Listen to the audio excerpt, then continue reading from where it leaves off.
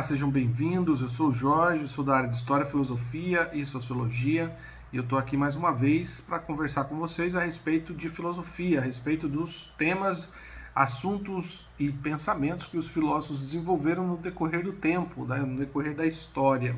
E nós estamos desde o início dos nossos encontros virtuais estudando um dos temas mais importantes da filosofia, que é o tema da verdade e da mentira. Será que é possível diferenciar a verdade da falsidade, ou a verdade da mentira, daquilo que não é verdadeiro? Como que os filósofos conseguem diferenciar isso? Para eles é muito importante conseguir fazer essa diferenciação entre a verdade e a mentira, porque os filósofos, como eu disse para vocês em outras ocasiões, eles estão sempre interessados em conseguir alcançar o conhecimento verdadeiro sobre o mundo que nos cerca e sobre nós mesmos, E para isso, então, eles precisam descobrir se aquilo que nós sabemos é de fato verdadeiro ou não, ou é falso, ou os nossos conhecimentos são falsos e, na verdade, nós não devemos confiar muito neles. Os filósofos sempre estão, então, estudando e debatendo sobre o tema da verdade e da falsidade. Nós viemos estudando desde o início essa diferenciação e chegamos à conclusão de que existem duas grandes teorias para identificar o que é a verdade e onde ela está. Uma é a teoria chamada de teoria da correspondência, que tem como um dos principais filósofos o Platão. A teoria da correspondência, como eu disse para vocês nas aulas anteriores, é aquela que diz que a verdade é algo que, a verdade de uma frase, de um pensamento meu, é garantida por um fato no mundo exterior. Então, por exemplo, aquilo que eu digo a respeito do dia, se o dia está frio ou o dia está quente, só será verdadeiro se um fato no mundo exterior se corresponder àquilo que eu diz. Ou seja, se eu afirmar que o dia está frio, isso só será verdadeiro se no mundo externo o dia realmente estiver frio. Eu só posso dizer verdades que se correspondam àquilo que de fato existe. Por exemplo, se eu disser num dia frio que o dia está muito quente, não haverá nada no mundo que corresponda às minhas afirmações e logo então a minha afirmação sobre o dia estar quente será falsa. Isso é o que ficou conhecido como teoria da correspondência. A verdade daquilo que eu digo depende de uma correspondência com o mundo real, isso mesmo. E o filósofo Platão foi um dos principais defensores dessa ideia. Mas existem outros filósofos que também pensaram um pouco diferente, que acreditam que a verdade não pode ser encontrada dessa maneira como queria o Platão, Que a verdade é um ponto de vista, é uma perspectiva. Cada um de nós enxerga uma parcela ou um ponto de vista daquilo que é verdadeiro. Então, se eu olhar uma coisa por um ângulo, um objeto, uma casa, um carro ou qualquer objeto do nosso mundo cotidiano, se eu olhar ele de um determinado ponto de vista, eu vou enxergar nele algumas qualidades, algumas características. Mas se você enxergá-lo, se você observá-lo por um outro ponto de vista, você provavelmente chegará a características diferentes. E alguns filósofos então acreditaram que a verdade depende muito da perspectiva, ou depende muito do ponto de vista de cada um. Cada um de nós tem aí uma parcela de conhecimento sobre a verdade, mas nós nunca vamos conseguir atingir o conhecimento total. E eu disse para vocês também nas aulas anteriores que uma das coisas que os filósofos tentam fazer é diferenciar, além de diferenciar a verdade da falsidade, diferenciar também as formas de conhecimento, as formas de saber. E existem muitas. Por exemplo, nós conversamos na aula passada que existem aí diversas formas, como por exemplo a mitologia, a arte, a filosofia e a ciência, e que existem diferenças importantes entre elas. Por exemplo, a mitologia está presente em diversas culturas do mundo e narra feitos aí, as aventuras dos deuses e dos heróis para tentar, de alguma maneira, organizar a nossa vida, organizar a sociedade. Eram através dessas histórias que as pessoas transmitiam os conhecimentos, os saberes para as novas gerações e também as lições que eram necessárias. A outra forma de saber é a arte, que representa uma forma mais criativa, livre, né? As ideias livres, os pensamentos, os sentimentos, é utilizado por diversas técnicas, seja de linguagem ou como outras formas de expressão, como a pintura, a música, né? E desperta os sentimentos ligados à nossa experiência da beleza ou à nossa experiência estética. A terceira forma é a filosofia, né, que surgiu na busca por explicações racionais a partir de indagações, de questionamentos, né, de perguntas que nós fazemos para entender o mundo à nossa volta, entender a sociedade e entender a nós mesmos. Ela utiliza sempre, então, os diálogos e o raciocínio lógico, né, o raciocínio rigoroso para investigar a realidade.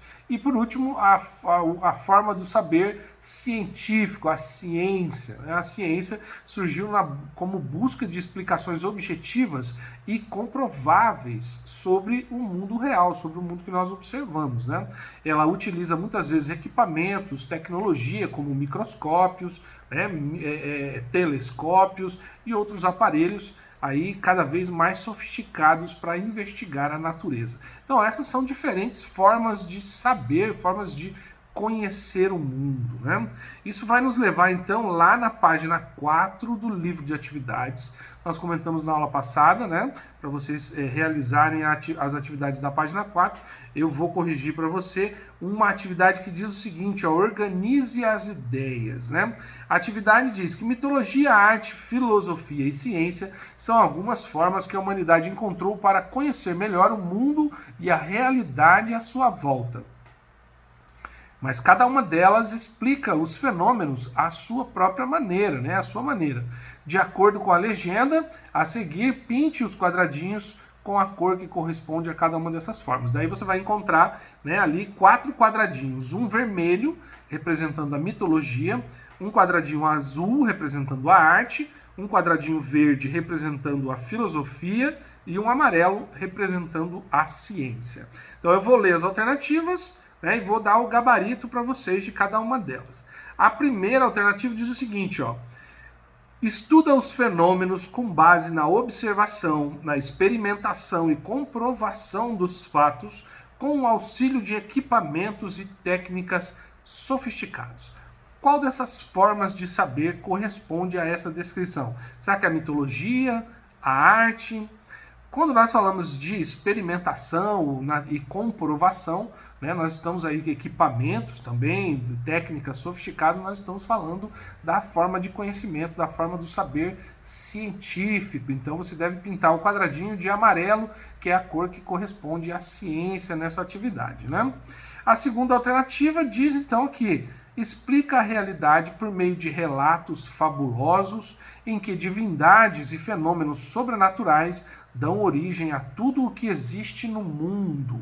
Isso mesmo. Será que é a filosofia que faz isso? A ciência? A arte? Não, né? Nós já sabemos que a explicação da realidade por meio de relatos fabulosos é a mitologia. Então você deve pintar o quadradinho de vermelho, que é a cor que se corresponde à mitologia nessa atividade. A terceira alternativa nos diz o seguinte, ó: investiga a realidade por meio de perguntas, diálogos e raciocínios rigorosos.